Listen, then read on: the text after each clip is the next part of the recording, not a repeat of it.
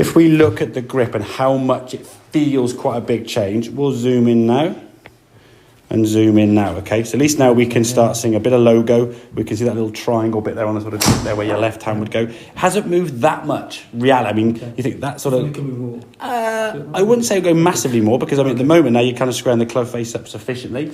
But it just shows we don't need to move it a lot to make a big difference, okay? That's the whole point, is that you thought, maybe a massive change. Well, that's only moving a few degrees, okay? As a checkpoint for you, these little creases that your thumb and forefinger make, they want to be going up towards your right shoulder. This one here wasn't too bad, but this one here for me is going more up towards your left shoulder, which is why that club, when you came back, was going to come back slightly open. So letting your left arm just hang down there a bit more relaxed this way, which puts your hand on the club a little bit further forward. It puts your left hand a bit more round to the right, which means your club face now is going to come back a bit stronger, yeah? Okay. What you would then do is you don't have to use your right hand to try to square the club face up. So when you were at the golf ball before, as you came back to impact, you would try to kind of sort of use your right hand to kind of flick it. There's impact, and you can see the hands now back behind the goal. We're trying to like save it.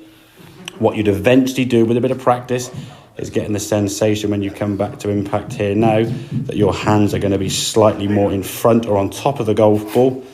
That's just after impact, but your hands are probably more in kind of this area here, getting slightly more in front. That's just before impact there.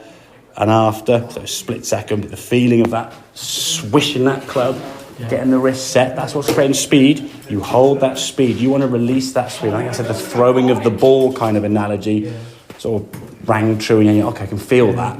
Because it's sometimes, where do you release the golf club? To you, it might feel here. To someone, it might feel up here. To someone, it might feel here. So it's all relevant, yeah? It's not going to be, it's going to be exactly at this point here at sort of, when the club faces at sort of 7:32 on a clock face on your hands. There's no actual position. It's just, okay, where's the club face? Let that club release through. And when you throw a ball, do you think about when you release it? You just kind of throw it. And that's what we want the game to be, more instinctive. So you've got a better grip that is your neutral. We said, just hold that stick with your left hand, hit the back of the chair. You kind of instinctively put your left hand in that turn position, which most people do, yeah? That's your most natural thing there. Then your arm can fold here and work this way.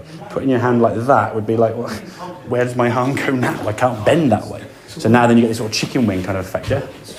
Yeah, go on, yeah. When I was doing that, yeah. That's for one of the previous one. Before, well, you would start off with the grip like this. So if you then, when you come to here to hit the bag, as you did, your left hand twisting effectively kind of clockwise, I suppose. If you hold the club in your left hand only, if you're holding it with your left hand in the old grip round here, and then you come to it the bag, there's your club face, yeah? The club face now is open. Then your brain realised I'm slicing it. Said, okay, what we'll do, rather than the golf with an open club face, we'll go whoop, and that squares the club face up. So it adds a bit of loft to it, weakens the strike, often it's the ground behind the golf ball, yeah?